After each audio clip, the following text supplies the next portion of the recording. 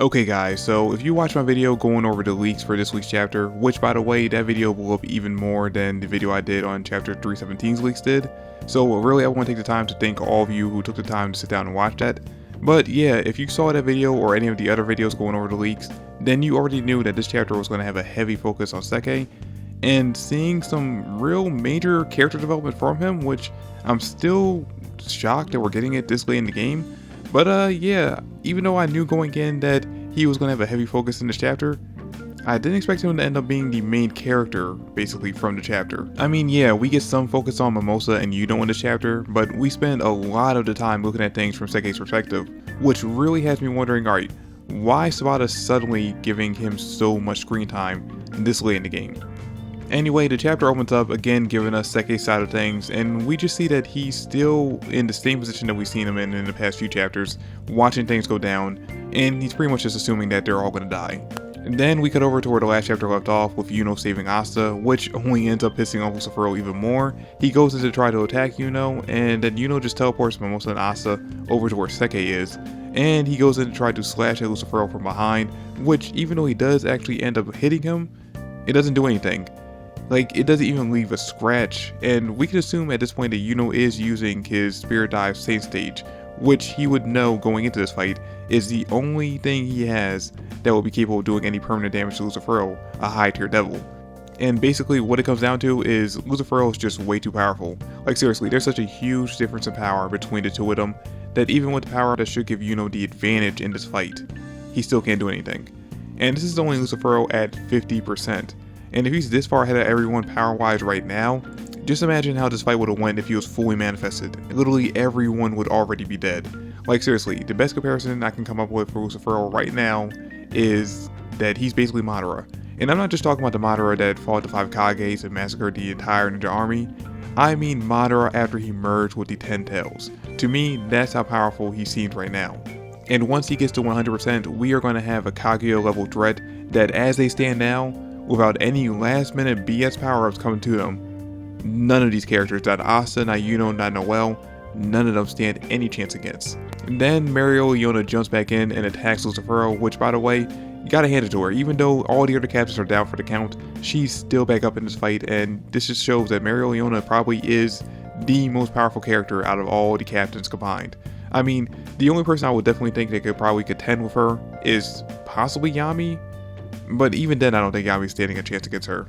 Anyway, when she goes into attack Lucifer, he mentions that her attacks are a lot stronger now than they were before, which we know is a feature of her Hellfire Incarnate. Basically, the longer she's fighting, the stronger she gets. Which honestly, with a power up like that, I really wish there was a way for going on to basically transfer Salamander temporarily over to her, so that she could use some kind of like Saint Stage transformation in combination with her Hellfire Incarnate.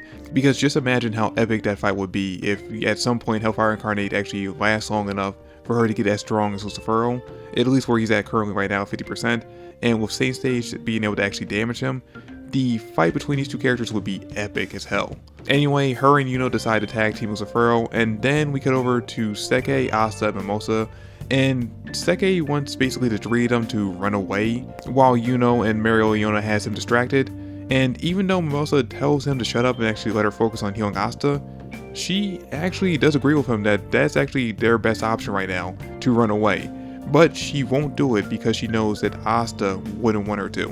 Which I mean, regardless of what girl you think should be endgame for Asta, you gotta respect her for this. You gotta respect her for sticking around and doing this, because in a situation like this, you couldn't blame her if she actually took this chance to run away as far away as she could. But she's not doing that. She's sticking around because she knows that once Asta is healed up, he's going to want to get back in the fight anyway, so she might as well just stick around with him.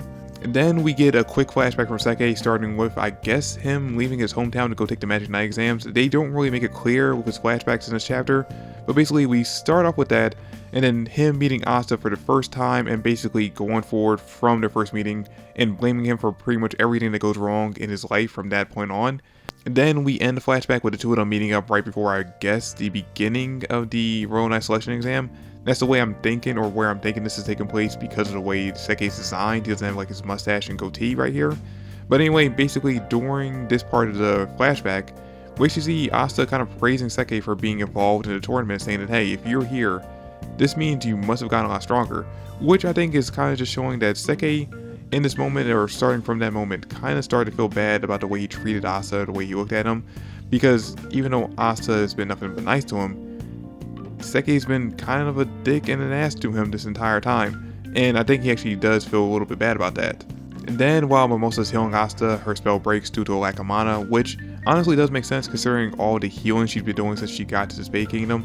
I mean, she's pretty much healed everyone else before Lucifer came out back to perfect health, so she should be pretty much out of mana right now, even for a royal. That's still a lot of mana consumption. But she healed him enough that he's now conscious, and now that he's awake again, he just gets up, grabs his sword, and slowly just waddles his way over to where Mereoleona and Yuno are fighting Lucifer.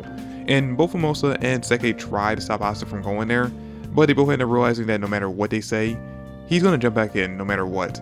And this actually kind of leads to some major character development for Sekke, like I already mentioned, of him kind of feeling bad about the way he treated Asta. We end up finding out really from this part of the chapter that basically the reason why he treated him so badly is because he was jealous of him. Because unlike Yuno, the other character who joined around the same time as him, who Sekke knows has royal blood now, he has no excuse when it comes to Asta basically as a commoner being so much stronger than him.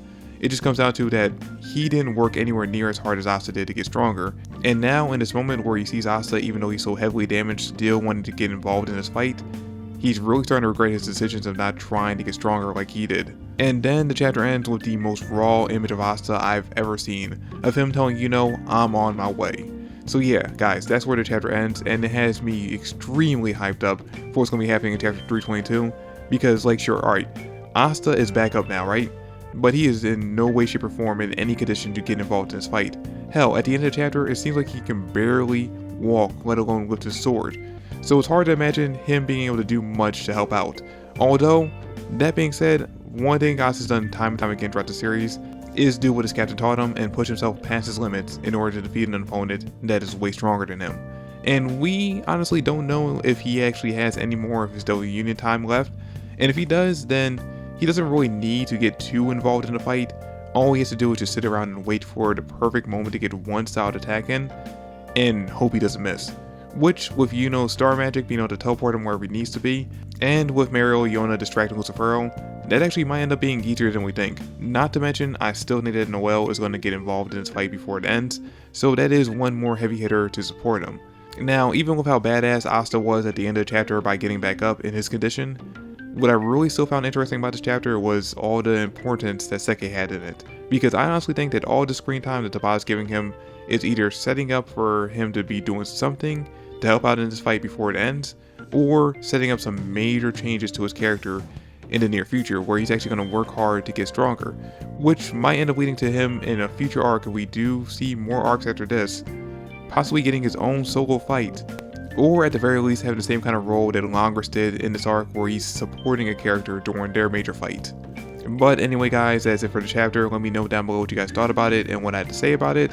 Thanks for watching the video, and I will catch you all in the next one. Peace.